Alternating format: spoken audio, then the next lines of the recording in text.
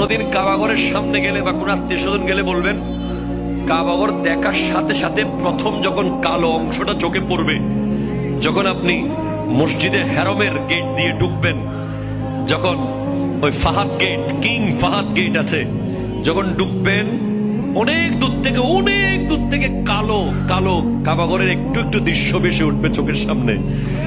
তখন দোয়াটা করবেন, কি দোয়া করবেন কয়টা? যখন কয়টা?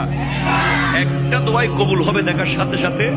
কাবা ঘর দেখার সাথে সাথে প্রথম যে দোয়াটা করবেন ওটা কবুল করবেন কে? এখন শিখে নেন, অনেক মানুষ জানেন না হিকমত।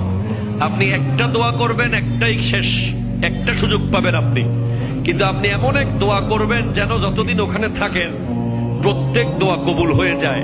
এই হিকমতি দোয়াটা শিখে নেন। আপনি বলবেন, আল্লাহ আমি 10, 12, 15 যতদিন এখানে থাকবো